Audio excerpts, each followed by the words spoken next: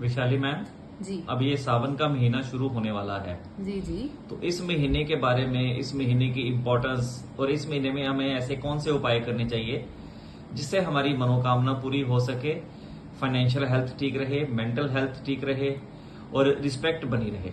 देखिए, सबसे पहले तो सावन महीने का महत्व क्या है, इसका मीनिंग क्या है और कैसे हमें क्या करना चाहिए इस मंथ में। सावन महीने में क्यों इतना ज्यादा हम व्रतों को जो है, सोमवार के व्रतों को इम्पोर्टेंस देते हैं, इसका सबसे बड़ा जो पहला कारण है वो तो ये है कि सावन के महीने में समुद्र का मंथन हुआ था। और जब समुद्र मंथन हुआ था तो बहुत सारी अच्छी चीजों के साथ साथ जो है वो विष भी निकला था। और विष का पान करने के लिए और तो कोई आगे आए नहीं, लेकिन शिव जी जो है वो आगे आए और उन्होंने विष का जो है वो पान किया। लेकिन जैसे ही वो विष को अपने अंदर लेकर जा रहे थे तो पार्वती माता जी ने देखा और उन्होंने कंठ पे ऐसे हाथ रख लिया, जिसकी वजह से वो जो विष था वो बॉडी में तो नहीं जा सका। और उसी की वजह से हम जो है वो शिव जी को नीलकंठ भी बुलाते हैं।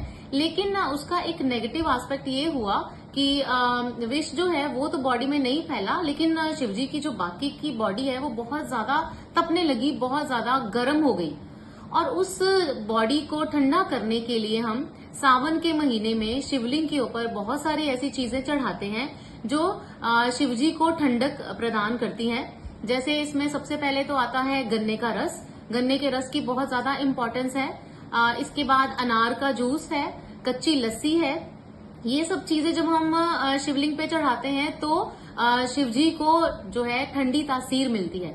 इसके अलावा जो है वो बेल पत्र है, आक के पौधे हैं, आक के जो पत्ते हैं वो भी शिव जी पे चढ़ाए जाते हैं ताकि इनको ठंडक प्रदान हो। और ये चीज करने से बहुत सारी हमारी मनोकामनाएं जो है वो भी पूरी होती हैं। और इसके अलावा किसी भी तरह की कोई फिजिकल एलिमेंट है किसी को, या किसी को कोई गुस्सा, सिरदर्द, सर्वाइकल, इस तरह की भी अगर किसी को कोई प्रॉब्लम है, या बॉडी में और भी कोई ऐसी चीज है जिसका इलाज नहीं मिल रहा था, तो उस चीज का भी इलाज होता ही है। लेकिन साथ ही साथ जो है वो फिजिकल एलिमेंट जो है वो भी दूर होती हैं। तो इसलिए सावन के महीने के जो सोमवार के व्रत हैं वो बहुत ज्यादा इम्पोर्टेंट है। और साथ में ये जो चीजें जो सारी आपको बताई हैं, ये जो है अगर आप सोमवार के सोमवार या हर रोज भी शिवलिंग पे चढ़ाते हो सावन के महीने में, तो उसका आपको मल्टीपल रिजल्ट मिलता है।